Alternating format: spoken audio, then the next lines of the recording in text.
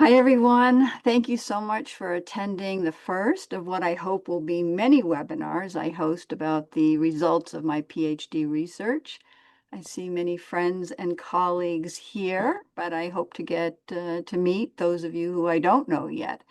But before we get started, I'd like to tell you a little bit about why I'm doing this work.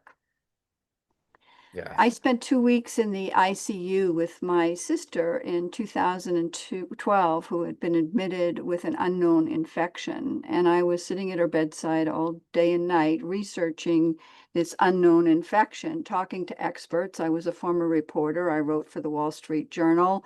And I was also teaching primary research at UCLA Business School. So I was calling people and reading articles.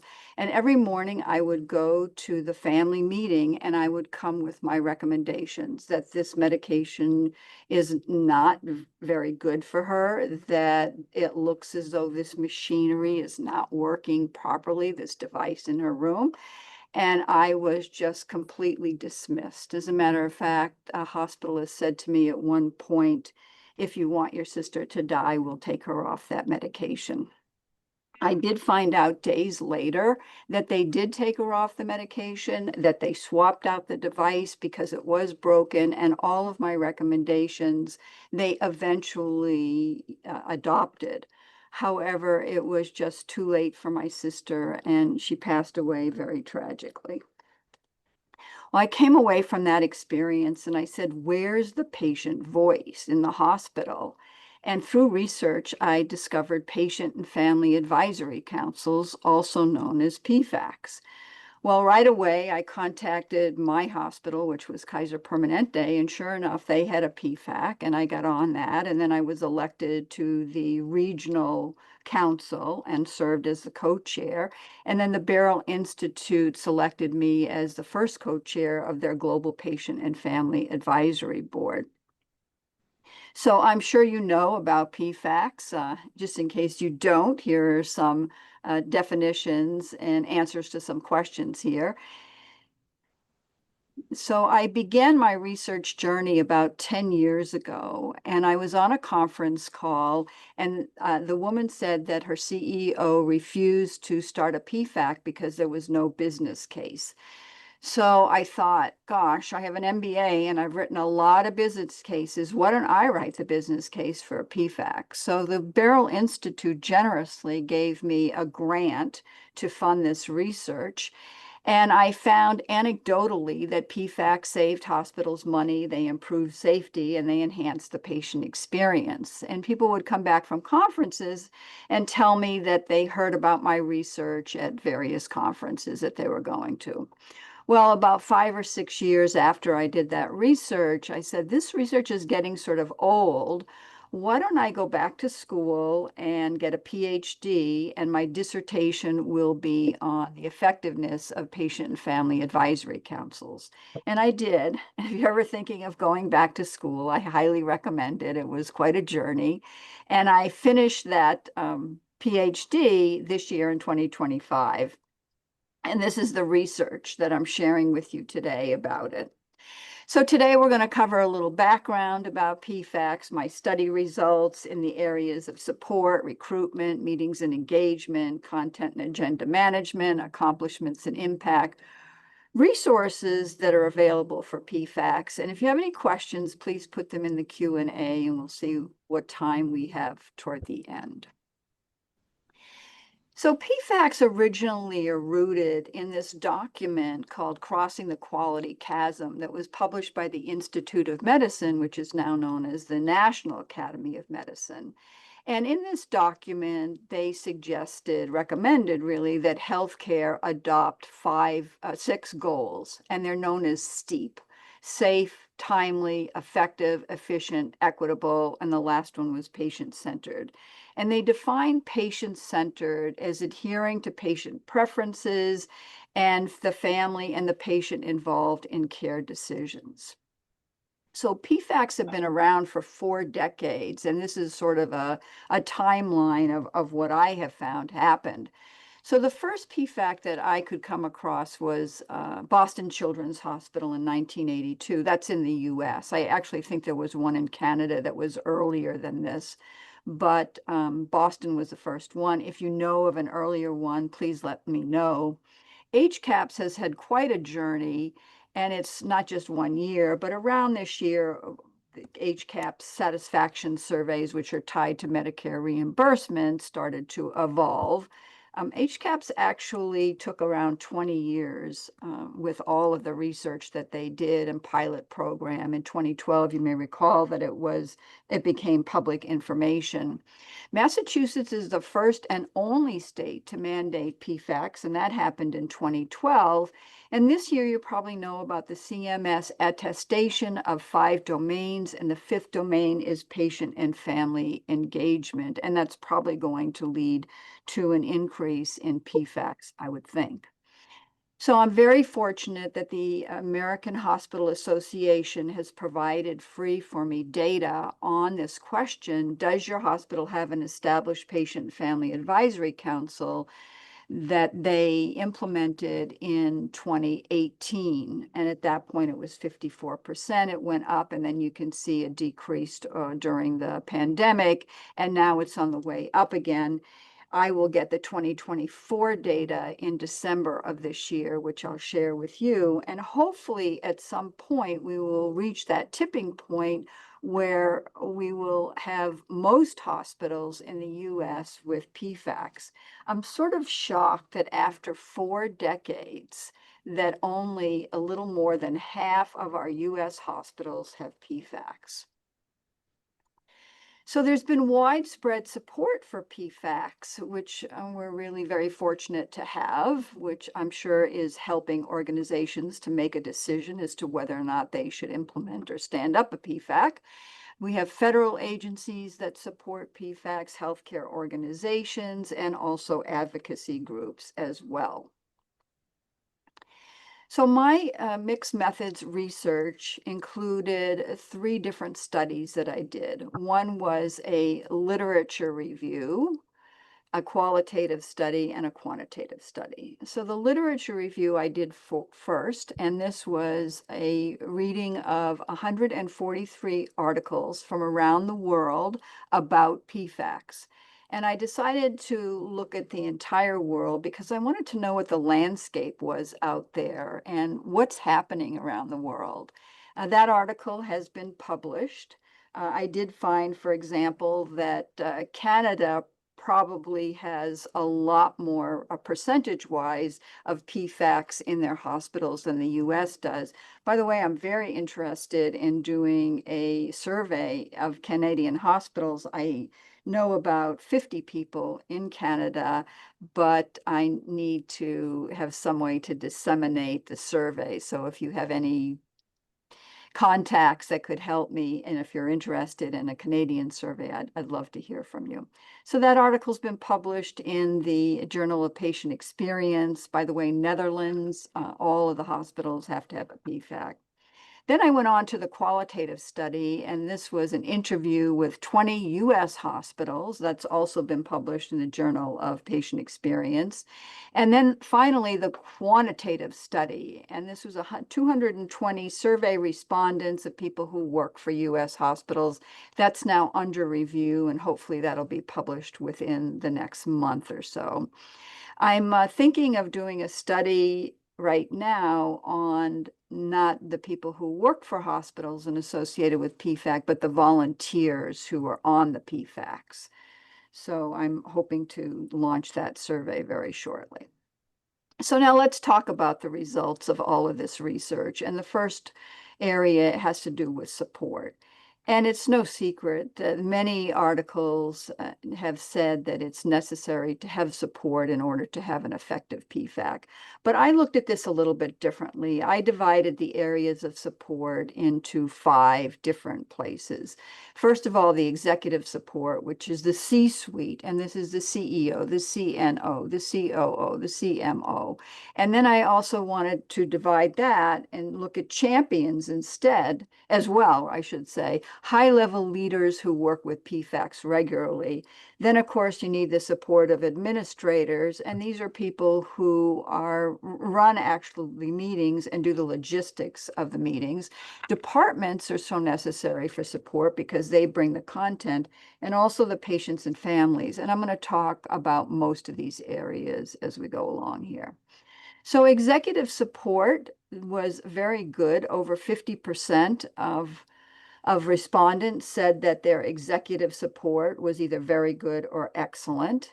And then when you looked at the champion support, this moved a little bit to the right. Nearly 90% of champions are supporting the PFAC.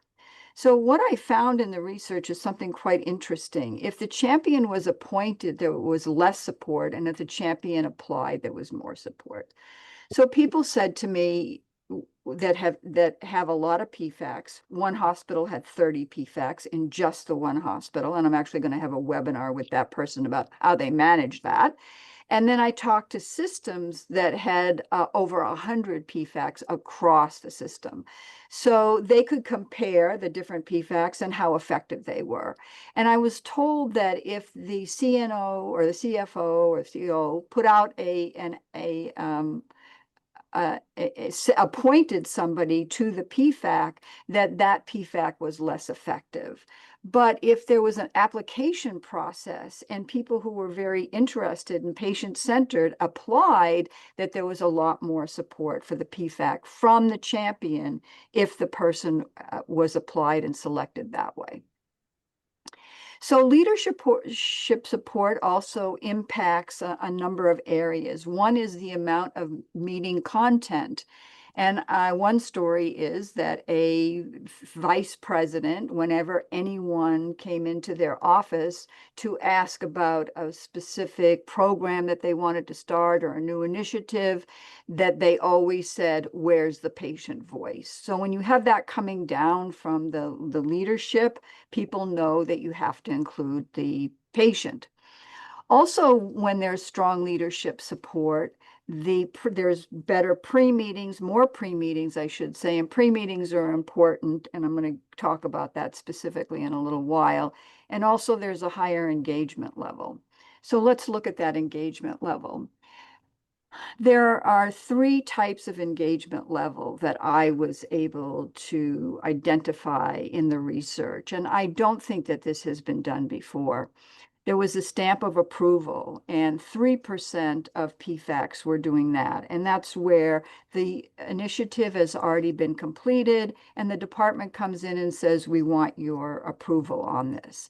And this is actually banned by some PFACs. They don't allow people to come in to present their initiative to the PFAC if it's just to have a stamp of approval. And one person said to me, "This is very disrespectful of the PFAC members and their time and energy that they put into it, that here's the initiative, it's done, and we want your approval." Okay, the next one that is the most popular is 65% said that they do feedback. And feedback is where the department comes in with input, wants input on a project that's in process. And the last one is co-design, and that's really the best practice, although only 24% of people said that the majority of their departments that come to them are looking for co-design. And that's generally where the PFAC is involved at the inception of the project. So what happens now when the executive leader support, you don't have the support and the executive departs? Well, there's a couple of things that people told me that they do. So first of all, they oftentimes ask a PFAC volunteer to be on the interview committee. And also the board can select somebody who's very patient focused. But what if the executive gets into place and you haven't had that kind of input? So what has happened is that oftentimes the PFAC lead will meet with the new CEO and talk about the accomplishments. And this is all about proving the value and showing the metrics. So in the research that I did 10 years ago, I found that 3 hospitals closed their PFACs when a new CEO came on board. And this was kind of surprising to me. I thought, why is this happening? And then I started to think through the process and I said, well, the new CEO comes on and said, what is this PFAC and what do they do? And there wasn't really any metrics to say, here are the initiatives where we've had feedback. Here's how we have improved safety. Here's how we have improved HCAPs and the amount that the HCAPs have gone up, and how is that related to money, et cetera. So this is why I'm so interested that PFACs have metrics, because I think if you were proving the value, that you'd have a much more effective PFAC. No. So what if you could keep yourself on mute, I appreciate it. I Thanks see so a lot much. of you are not on mute, but if you could put yourself on mute, thank you. So what if the executive is hesitant to have a PFAC because the executive feels, well, the patients will rule, right? We'll come in with an initiative. We'll ask the patients about it. They'll say we should do this and we can't. Maybe it's too expensive or it's just not feasible to do that. But we have to because the patients tell us. Well, this is not what a PFAC is at all. And documents that many hospitals have actually define the PFAC's role. The PFAC is not a union where we're telling you what to do. This is a partnership and we are advisors to you, right? So the other thing is in the interview process in selecting the right members. And let's talk about recruitment and onboarding. And part of what I'm going to do here is I'm going to have red areas that are circled, and that'll be for best practices. Okay, how well do the demographics of your PFAC match the hospital's demographics? So hospitals are really struggling with this. The if only 3% have an excellent match, but the ones that are able to do that are oftentimes finding people through their electronic health records. And this is really a good idea because then you can identify the type of person that you want, if it's a condition or whatever, an area, geographic area that they live in or whatever the case may be. But through the electronic records is a lot easier. And you can see all the different areas here. Word of mouth is the most popular, where people are coming from, feedback, clinicians' recommendations, etc. Now, a couple of few hospitals that I know of have e-advisors, and these are hundreds, even thousands of people that have agreed to receive surveys that the hospital may want to put out. I know one hospital asked their patients about this, and they had something like 30,000 people volunteer to be an e-advisor. So not all of them get the same questionnaire. For example, 2 hospitals that I know of sent out people in a particular geographic area to ask about building a clinic in that area. And in both cases, the majority of people said no, they will not go to the clinic. They want to continue to go to the hospital. And in both cases, the people told me it saved the hospital $1 million each. So here are some recruitment challenges that I discovered. 3 hospitals closed their PFAC due to disruptive members. And these were members who had an axe to grind, or they were angry about their hospital experience, and they were focused on one particular issue.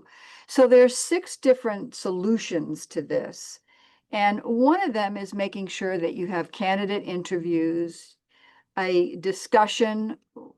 This is not just raise your hand and you want to be on a PFAC and therefore you are. No, you need to interview these people and make sure that they're a good fit. Then a discussion with the patient's doctor. And one person told me that they were very interested in this one person on the PFAC, and they wrote to the primary doctor and said, we're thinking of asking this PFAC, and the doctor responded with, absolutely not. We had to call security last time this patient was here. So also somebody told me about litigation, that somebody was trying to get on the PFAC because they were in litigation and they wanted to find out more about the inner operations of the hospital. You want to make sure that people come to a trial meeting so that it's a good fit. I was involved in consulting with one hospital that was setting up a PFAC, and they said, these are our 20, we've picked them, we're inviting them. And I said, let's have a trial meeting first, best practice. They did, and one person just totally monopolized the conversation and was not invited back after the meet and greet to be on the PFAC. Documents such as norms, which some hospitals have people sign. It's about the decorum and the rules for running the PFAC. And finally, coaching, which I'll get into. Okay, do they attend a council meeting before being invited? Best practice is yes, but 3/4 said no, they don't. It's very important to make sure that it's a good fit on both sides, on the hospital side as well as on the side of the person who's being invited. Do they want to attend and did they like the meeting? I found that there were about 13 on average patient and family volunteers on a PFAC and on average 7 hospital employees. You want to make sure that you don't have more employees than volunteers, though, because people think that it's a little overwhelming if there's more employees than there are volunteers. Is there a defined term of membership? Yes, which is great. What is it? Most 60% say it should be 2 years. But after this research, I'm recommending that it's 1 year, and then there's a re-upping after 1 year, after 2 years. You can keep re-upping for as many years as you think is feasible, but that allows you the opportunity to rotate people off if you need to do that, and if you perhaps don't like the way that they are behaving and if they're disruptive. So the PFACs that have had problems with disruptive members have found that they don't have any duration of term. And so it's hard to get them off. But I'm going to talk about that a little later.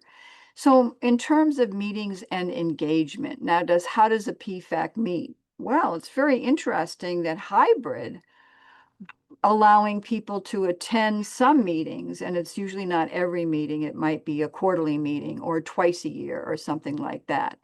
The in-person meetings I found were oftentimes geriatric councils, and this might be because there's a technology challenge and the people on that council like the socialization, for example. But this hybrid meeting allows more people to attend, and there's a better demographic representation as well. So how often do you meet? Monthly is what's happening here. I have found personally in PFACs that I've been on that less than monthly, that momentum decreases. I really like a monthly meeting. How long?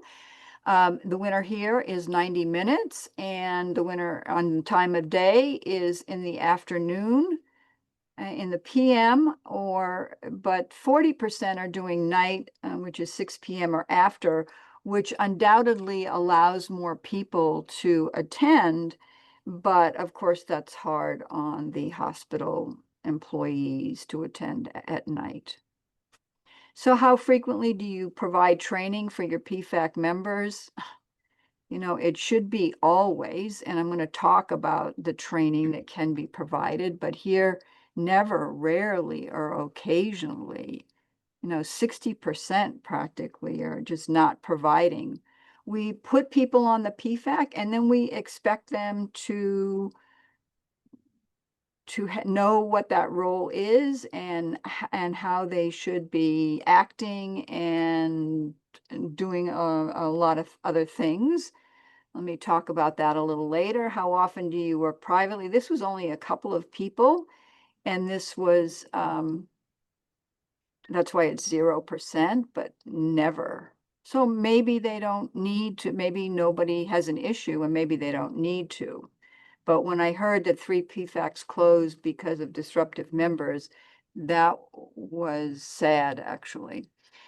So effective PFAC operation takes planning. So pre-meetings to review the content, during the meeting format, and post-meeting for debrief and surveys. So how often do you have pre-meetings with departments before they present to the PFAC? And it should be always, but look at the same amount is never meeting with the department before they present. Rarely and occasionally, this is nearly 60% or 50% of people are not, PFACs are not meeting with the department. Okay, why is that important to have a pre-meeting? Well, first of all, you can go over the deck and make sure that it's concise and visually engaging. You don't want a 20 slide deck talking about the history of the department and the leaders for the past 10 years. You want to get to the problem right away. Making sure that there are no acronyms, that the council members can fully understand what's being talked about, and also preparing thoughtful questions for the PFAC as well, going over those questions, and then having pre-meeting homework. And I actually love this, to have the homework, because to be asked off the top of my head a question in a PFAC meeting was a little hard to do. But if I had a couple of few days to actually think about the questions, my responses were so much better. So during meeting recommendations, and here's some training for the PFAC members on storytelling. And I'm sure that you've all heard the storytelling that is long and goes around, and it just takes way too much time, and then forces other people to not be able to speak because it's so time consuming. So one hospital did a video of that, just telling the story from the time I got up in the morning and I, got dressed, and then getting finally to the problem. And then another video of talking in terms of problem, solution, benefit. Here's the background. Okay, a couple sentences of the background, the problem of a couple sentences, the solution, and the benefit. And I'm actually going to do a webinar on that, of how to teach PFAC members to speak concisely about what they're saying. So another one is a round robin participation. You want to make sure, of course, that the people who are shy to speak are asked about their opinions. So round robin, going around, using a ditto strategy where people just say ditto when they agree rather than repeating everything that's been said. LMO, let's move on. And finally, coaching volunteers is so important. So the three that closed because of disruptive members, a PFAC was eliminated. None of them had coached the member who was being disruptive. But I am going to have a webinar with this person who did this. So she told me a story of this PFAC member who had a very harsh effect, and it was disconcerting to the other people. So she sat down with her and she explained to her what the perception was. And the person told her that she was on the spectrum. And so she was coached on how to respond and how to act, etc. The PFAC member really appreciated it, and there were no more problems about that in terms of her being disruptive or having a harsh effect, as it was described. So how often do you have enough content? So only about half of the people always have enough content. And what I found was that if the PFAC has higher visibility, that there's a correlation to more content. And I'm going to talk about how you get visibility in just a moment. So does your PFAC have annual goals? This is split 50-50, but you can't manage what you don't measure. So it's really important to have goals. And those goals can be the SMART goals. And you've probably all heard of this, SMART: specific, measurable, achievable, relevant, and time-bound. What organizations do you rely on for information? Well, the winner here is the Barrel Institute, but the Barrel Institute is behind a paywall, so that might be a little difficult for you to get that information. But what I have found is that IPFCC has a tremendous amount of resources. And as a matter of fact, in last count, there were something like 40 free documents, everything from the email to invite people, from the email to say that to reject people, from the first PowerPoint of the first meeting, for example. I mean, there's a tremendous amount of information from IPFCC. So if you're looking for something, don't reinvent the wheel, go there and find whether or not they have the information that you might need. All right, let's go on to accomplishments and impact. So there's three ways that you can measure the effectiveness of a PFAC. And those are one, to get feedback from presenters, two, feedback from members, and three, to actually measure the initiatives. Now, the Agency for Healthcare Research and Quality has these three types of measurement that was actually originally researched and proposed by Donna Bedian, and this is on the ARC website. So the first one is process, and every PFAC should have process measurements. These are numbers: the number of meetings, the number of PFAC projects, yes, the number of hours that your PFAC members are putting into the PFAC, very impressive to leaders. The second one is structure, and that's really about capacity. So how do you increase the number of PFACs by 20%? Oh, you could use a toolbox, for example, and you could probably look at IPFCC and find a lot of those tools there as well. And this is a webinar I told you about, the hospital that has 30 PFACs. How the heck do they do that? Well, one thing is they have a toolbox, and we're going to discuss what is in that toolbox for them. That's structure. And the last one is outcome. And this is really the gold standard. These are pre and post metrics. For example, the procedure cancellations decreased by 50% after the PFAC revised those very confusing and complicated colonoscopy directions. Oh, and by the way, that's tied to money, because when you walk up to get a colonoscopy, they say, did you do this, this, and this? And you say, no, well, that's money that the hospital has lost. So that's really the gold standard. So now let's look at what people are doing. How are you tracking process metrics? Well, about 1/3 of PFACs are tracking the numbers, which is really good. But the other 2/3 should be doing this too. And look, down here we have 30% that never, rarely, and occasionally ever track process metrics. Important to do. How often do you track outcome metrics? So we have 10% here, and not every initiative can be tracked. So but there are a number that can. And let's just take a look at that for a moment. So here are 8 of hundreds of projects that I have come across and know about in my research. And this is what the initiative was, what the PFAC recommendation was, and what the outcome. And these 4 that are in yellow here and highlighted are ones that could have metrics.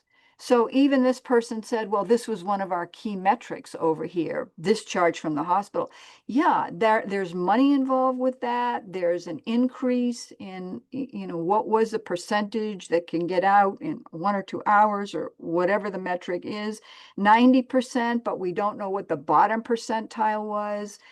Hand washing increased, but we didn't get the observation of what it was. It was 30%, it was hand washing. And then afterwards, it went up to 90%. We don't have those kind of metrics. And it's really kind of a shame, because what we're finding is that these initiatives save hospitals money, they improve safety, and they enhance the patient experience. And I think that as hospitals, we owe it to the leaders and everybody else, and even the patients, to prove the value of what we have by measuring. So how often do you obtain feedback from departments? It should be always, and this is one of the easiest things. Okay, let's just send them a survey. And what should that survey look like? Well, let's do both qualitative and quantitative. Ask them numbers and ask them for words in the qualitative and numbers in the quantitative. 0% here, or this was a few, but it rounded to 0. And okay, so what could that look like? All right, here's a department survey that is being used by a hospital on a scale of 1 to 5. Okay, we've got the quantitative. 1 poor, 5 excellent. Meeting pre-planning, meeting discussion, value of the input, impact that it will have on your project, interest in bringing other projects to the PFAC. And then in a few sentences, sorry. In a few sentences, how would you describe the benefit of the PFACs feedback, and et cetera? So now you have these very valuable metrics that can be used in a lot of different places. And I'm going to talk about that in just a moment. How frequently is the department's implementation of PFAC shared with the council? Well, it should be always, and what's called closing the loop, because otherwise the members will lose interest. And I was told a great story by someone, and she said one of our PFAC members is leaving, and she was so sad because the person had a lot of contribution and was really a great member. And so she sat down with them and said, "Why are you leaving?" And they said, "Because I come monthly, I give you my feedback, and I never know what happens to it." And that's a shame. In defense of that, somebody said, "Well, the PFAC members go into the hospital and they see their impact." No, we shouldn't be relying on people wandering around the hospital and saying, "Oh, that came to the PFAC and we had this kind of impact." No, we should be telling them all the time of how great they are and how much we appreciate their feedback. And in fact, some hospitals have initiative that comes to the PFAC to talk as one part of the agenda. And a second part of the agenda is bringing back the department from 2, 3, 4, 5, 6 months ago and saying, okay, what was the feedback that we gave you and what did you input or improve on the initiative based on this feedback? And I've been in these meetings and people will say, "Oh, one person here told us about this and we changed what we were doing 180% because of that comment." Very important for the PFAC members to know. And unfortunately, they only a little more than a quarter always know. Okay, how do you promote the accomplishments? All right, newsletter, presentations, report, word of mouth, or do not promote at all. So we've got these people here who are not promoting what they're doing. So how often? Most are doing it annually, and a lot of PFACs have to have an annual report at the end of the year. But wouldn't it be great if we were doing this monthly and talking about all the accomplishments that we have had and how great we are? Because remember, the more visibility that you have, the more content that you get for the meeting. All right, let's talk about why metrics are important and why I'm like a broken record on this. All right, let's take a look at the PFAC ecosystem. So what we can tell the patients is that we listen to you. And this could be a newsletter, for example, or social media that goes out to the patients. Okay, you told us that you didn't like the food. We got a very poor score. And then what we did is we asked our patient and family advisory council to test the food. We had the chef come in. We had them test different things. We gave them a lot of input, the cafeteria or the food people. And we then looked at our scores and it improved to the 90th percentile. We listened to our patients. Okay, how important is that to tell our patients that we're listening to them? Okay, the hospital newsletter. Now, you may not want to grow your number of PFACs because you're already overwhelmed by the number that you have. But what if you were proving your value and you were able to grow your budget because you're showing how you save the hospital's money? And you would be increasing content too, because departments would read it and say, oh, we should go to the PFAC and ask them. You want to get that word out to the community as well, that you're patient-centered. And I firmly believe that this is a competitive advantage, PFACs, and that we should be promoting this to the community. And of course, let's let the hospitals in the US and the world know about what we're doing. So here's three other areas where metrics are important. Accreditors are looking at what you do with patient and family engagement, and the same thing is happening with the fifth domain of the CMS attestation. And there's example after example of where HCAP scores have improved, and we know that's tied to money. So these are reasons why we should be agreeing that metrics are really important. And of course, for your career, if you are just not telling anybody about how great you are or what you're doing, then you're losing an opportunity here. And we should really be looking at metrics and the dissemination of this information widely. Okay, I did write an article on the importance of metrics, and that's in the Journal of Patient Experience. And if you go to the Journal of Patient Experience and put in my name and metrics, I'm sure this article will come up. So one of the most interesting things that I found was that focused PFACs are more effective than unfocused. And I had never seen this research before. This is brand new research. People have come to me and said, what should I start? Should I start a general hospital PFAC or a focused one? Well, here's the research. If you have a focused PFAC, you're going to have more content. You're more likely to have pre-meetings. You're more likely to measure. Your engagement level will be more toward the code design instead of the stamp of approval. You're more likely to have your PFAC members involved in decision making, and you're more likely to use process and metric outcomes. So the other thing about the analytics was that leadership support led to two things: content, which I already talked about, but it also led to more decision making and more greater involvement in organizational policies and procedures. Longevity, how long the PFAC has been around, also led to more content. And this is pretty intuitive that, you're around longer, more people know you, they're going to bring content to you. But I found this was interesting. If you have meetings, you're more likely to have a systematic tracking and evaluation of those initiatives with metrics. Okay, the key takeaways today. So you need to solicit leadership support, not only in the C-suite, but also across the organization. And I mentioned 4 different areas, including patients and families, that we need to discuss with. What's happening with the initiative? Start a focus PFAC on a condition or a person. Carefully select members. And one hospital told me it took them a year, and they had to get it right, because we know that if you don't, there could be trouble down the road. Planning for pre, during, and post meetings is important.